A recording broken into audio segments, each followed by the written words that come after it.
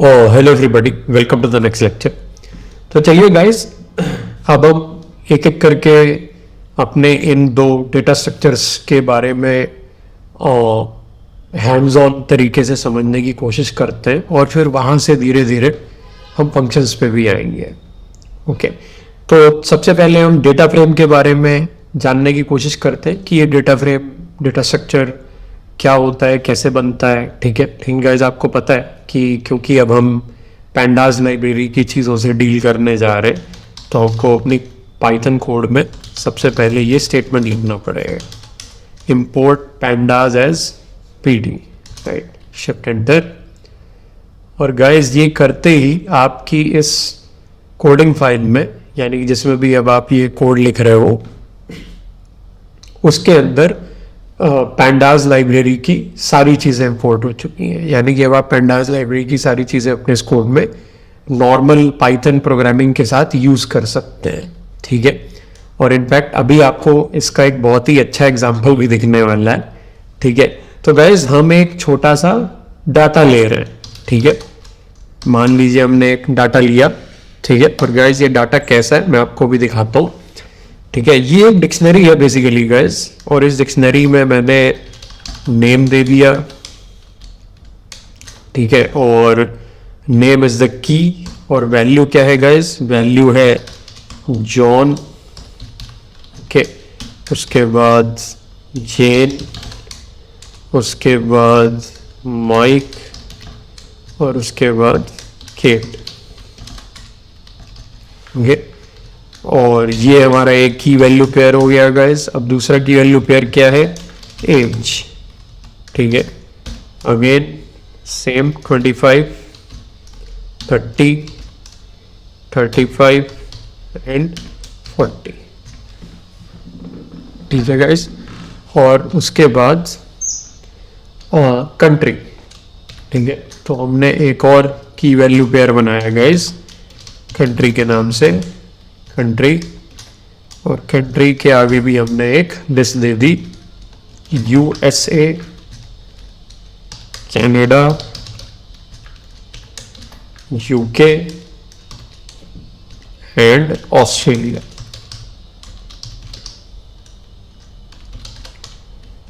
Okay, तो guys आप देख सकते हैं कि हमने अपना जो डाटा लिया है वो एक डिक्शनरी की फॉर्म में लिया है, और इस डिक्शनरी में 3 की वैल्यू पेयर्स है, जिसमें से पहला जो की वैल्यू पेयर है उसमें की जो है वो नेम है, और वैल्यू में हमारे पास एक लिस्ट है, अलग अलग लोगों के नाम है। उसी तरीके से दूसरा की वैल्यू पेयर एज और उनकी लिस्ट है, और तीसरा की वैल्यू पेयर कंट्री और उसकी लिस्ट है। ठीक है, तो ये हमारा छोटा सा डाटा है गाइज। ठीक है, और अब हमने इस डाटा को बना दिया, यहाँ पे हमने एक डिक्शनरी बना दी है बेसिकली। अब गाइस आप देखेंगे कि हम इस डाटा को एक डाटा फ्रेम में कन्वर्ट करने जा रहे हैं। We are going to convert this data into a data frame.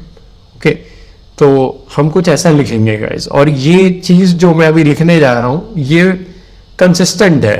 यानी कि हर बार आपको अगर कोई डाटा है आपके पास जो कि एक डिक्शनरी की फॉर्म में से वो रखा है, और आप उसे एक पैंडास डेटा फ्रेम में कन्वर्ट करना चाहते हैं, तो जो कोड अभी मैं लिखने जा रहा हूँ गाइज वो हमेशा सेम रहेगा, वो ऐसा ही रहेगा। ठीक है, तो चलिए गाइज मैं एक डाटा फ्रेम बनाने जा रहा हूँ डीएफ नाम से, और अब मैं पीडी यूज़ करूँगा गाइज क्योंकि मैं पैंडास लाइब्रेरी का यूज़ करना चाहता हूँ। तो पीडी और डॉट। ठीक है, तो गाइज जब भी आपको किसी लाइब्रेरी के अंदर की कोई चीज़ यूज़ करनी हो, ठीक है, ये मैं आपको इसलिए बता रहा हूँ क्योंकि अभी आप आगे भी देखेंगे कि हम और भी बहुत सारी लाइब्रेरीज यूज़ करेंगे और वहाँ पे भी उनके एलाइसेस होंगे। ठीक है, तो गाइज हम यहाँ पे भी एलाइस का यूज़ कर रहे हैं। तो जब भी आपको किसी लाइब्रेरी के अंदर की कोई चीज़ यूज़ करनी हो, तो आपने इंपोर्ट कराते समय जो भी एलाइस दिया था अपनी लाइब्रेरी के लिए, जैसे पैंडास के लिए हमने पीडी एलाइस दिया था, तो गाइस उस एलाइस का नाम लिख करके और डॉट प्रेस कर दीजिए, और डॉट प्रेस करते ही एक बहुत लंबी चौड़ी आपके सामने लिस्ट खुलेगी जिसमें वो सारी चीज़ें ही आपको शो करेगा जो उस लाइब्रेरी के अंदर अवेलेबल है। ठीक है, तो गाइस क्योंकि हमें इस समय अपना जो डाटा है जो कि एक डिक्शनरी की फॉर्म में है उसको हमें pandas डेटा फ्रेम में कन्वर्ट करना है। तो गाइस हम pandas लाइब्रेरी के अंदर एक डाटा फ्रेम pd डॉट एक डाटा फ्रेम नाम से हमारे पास क्लास है, ठीक है।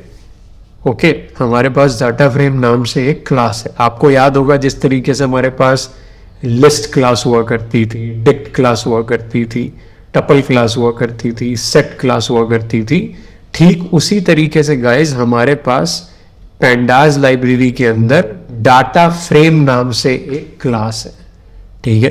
तो जैसे हमें जब कोई लिस्ट बनानी होती थी तो हम l equal to list bracket लिख देते थे, तो उससे एक एम्प्टी लिस्ट बन जाती थी। हमें डिक्शनरी बनानी होती थी तो हम d equal to dict empty bracket लिख देते थे, तो उससे एक डिक्शनरी बन जाती थी।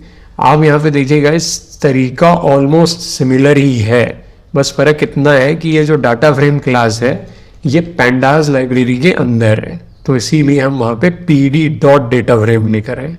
तो df equals to pd dot data frame, ठीक है। और गाइस आपको याद होगा कि जब भी हमें किसी कोर डेटा स्ट्रक्चर को किसी दूसरे डेटा स्ट्रक्चर में कन्वर्ट करना होता था तो हम उस डेटा स्ट्रक्चर के ब्रैकेट के अंदर वो कोर डेटा स्ट्रक्चर डाल देते थे। यानी कि मान लीजिए हमारे पास कोई सेट है s नाम से और उसे हम लिस्ट में कन्वर्ट करना चाहते हैं, तो हम क्या लिखते थे, l equal to list bracket के अंदर s, ठीक है। एग्जैक्टली सेम काम गाइस हम यहाँ पे भी करने जा रहे हैं। हमारे पास ये जो छोटा सा डाटा है जो एक डिक्शनरी की फॉर्म में है, मैं इस डिक्शनरी के अंदर के डाटा को एक pandas डेटा फ्रेम में कन्वर्ट करना चाहता हूँ, तो मैं क्या लिखूंगा, df equals to pd dot data frame, और गाइस अंदर में डाटा लिख दूंगा। देखिए बिल्कुल सेम तरीका है, कोई डिफरेंस नहीं है, एग्जैक्टली सेम तरीका है, ठीक है। तो इस तरीके से गाइस हमारा ये जो डाटा होगा यानी कि जो डिक्शनरी है हमारे पास वो एक डाटा फ्रेम में कन्वर्ट हो जाएगी, और वो डाटा फ्रेम किस में चला जाएगा, वो df में चला जाएगा। तो df हमारा एक डाटा फ्रेम बन जाएगा, ठीक है। तो चलिए गाइस इसको हम शिफ्ट एंटर से चला देते हैं, ठीक है। और गाइस ये देख लीजिए आप हमारा df नाम से एक डाटा फ्रेम बन गया है, ठीक है। अब एक काम करते हैं गाइस, एक बार जरा df को या डाटा फ्रेम को एक बार ऐसे ही देखते हैं कि df के अंदर क्या है, व्हाट इज इनसाइड df, ठीक है। तो हम इसको ऐसे ही चला के देखते हैं। तो गाइस आप देख सकते हैं कि ये बहुत ही इंटरेस्टिंग चीज हो रही है हमारे साथ, ठीक है। देखिए इंटरेस्टिंग चीज ये हो रही है कि हमने अपनी डिक्शनरी के अंदर जो जो भी कीज ली थी ना वो कॉलम्स के नाम बन चुके हैं, ठीक है। तो गाइस आप देखिए यहाँ पे ऊपर ब्लॉक लेटर्स में हमारे पास डिक्शनरी की कीज आ रही हैं, जो भी हमने अपनी डाटा डिक्शनरी के अंदर कीज ली थी वो कीज हमारे इस डाटा फ्रेम के कॉलम्स के नाम बन गए, ठीक है। तो नेम कॉलम का नाम बन गया, एज कॉलम का नाम बन गया और कंट्री कॉलम का नाम बन गया, ठीक है। और गाइस आप देख सकते हैं कि यहाँ पे ब्लॉक लेटर में हमारे पास नंबर्स भी आ रहे हैं, जैसे 0 है, फिर 1 है, फिर 2 है, फिर 3 है, ठीक है। तो अब आप मेरे से पूछ रहे होंगे सर ये क्या चीज है, गाइस ये रो के इंडेक्सेस है, ठीक है। ये आपके डेटा फ्रेम की पूरी एक रो है, ठीक है। तो रो हमारी ये एक रो हो गई, ये पूरी की पूरी दूसरी रो हो गई, ये पूरी की पूरी तीसरी रो हो गई और ये पूरी की पूरी चौथी रो हो गई। तो गाइस हमारे पास यहाँ पे हर रो के क्या है, इंडेक्सेस है। जैसे लिस्ट के अंदर हर एलिमेंट के इंडेक्सेस हुआ करते थे, और गाइस इंडेक्स तो आपको पता ही है कि इंटीजर ही होता है लिस्ट के अंदर। वैसे ही बाय डिफॉल्ट अगर आप किसी pandas डेटा फ्रेम के अंदर रो को अलग से कोई और इंडेक्स प्रोवाइड नहीं करवाते हो तो pandas डेटा फ्रेम के अंदर ऑटोमेटिकली हर रो के जो इंडेक्स होते हैं गाइस वो इंटीजर असाइन हो जाते हैं, ठीक है। तो ये आपकी रो इंडेक्स 0 है, ठीक है, या फिर आप कह लीजिए ये आपकी 0th रो है, या फिर आप कह लीजिए इस रो का इंडेक्स 0 है, इस पूरी रो का इंडेक्स 1 है, इस पूरी रो का इंडेक्स 2 है और इस पूरी रो का इंडेक्स 3 है, ठीक है। और ये हमारा पहला कॉलम है नेम नाम से जिसमें 4 लोगों के नाम लिखे हुए हैं। ये हमारा दूसरा कॉलम है एज नाम से जिसमें 4 लोगों की एज लिखी हुई है। और ये हमारा कंट्री वाला कॉलम है जिसमें चारों लोगों की कंट्री लिखी हुई है। ठीक है, तो गाइज यहाँ से आपको एक बड़ी हिट मिल रही होगी कि अगर आप खुद का भी कोई डेटा फ्रेम बनाना चाहते हैं और उस डाटा फ्रेम में आप चाहते हैं कि मेरे मतलब के नाम से कॉलम्स होने चाहिए या मेरे हिसाब से नाम के कॉलम्स होने चाहिए, तो आपको एक डिक्शनरी बनानी पड़ेगी और उस डिक्शनरी के अंदर आपको बेसिकली बहुत सारे की वैल्यू पेयर्स बनाने पड़ेंगे, जिसमें से हर की वैल्यू पेयर के अंदर जो की होगी वो आपके उस कॉलम का नाम हो जानी चाहिए। ठीक है, और जो वैल्यू होगी, वैल्यू की जगह पे गाइस आपको देनी पड़ेगी एक लिस्ट।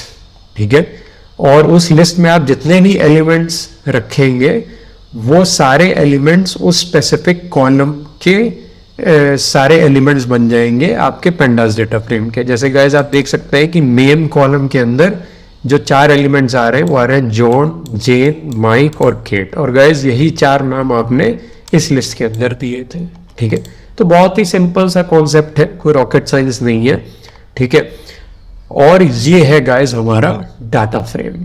ठीक है, जो कि हमारा पहला पेंडास का एक इंपॉर्टेंट डेटा स्ट्रक्चर है। ठीक है, चलिए गाइस, यहाँ पे इस लेक्चर में हमने क्या जानने की कोशिश करी कि अगर आप खुद का डाटा फ्रेम बनाना चाहते हैं with your special named columns, यानी कि आप अपने डाटा फ्रेम में अपने हिसाब से कॉलम्स का नाम रखना चाहते हैं और उनमें से हर कॉलम के अंदर आप अपनी मनपसंद वैल्यूज देना चाहते हैं, तो उसके लिए आपको एक डिक्शनरी बनानी पड़ेगी। और गाइस आपकी डिक्शनरी में जितने की वैल्यू पेयर्स होंगे उतने ही कॉलम्स होंगे। ठीक है, तो की वैल्यू पेयर्स मतलब कॉलम्स, कीज आपके कॉलम्स के नाम हो जाएंगी और वैल्यूज जो होंगी उसके अंदर वो उस कॉलम के अंदर की हर रो की वैल्यू हो जाएगी।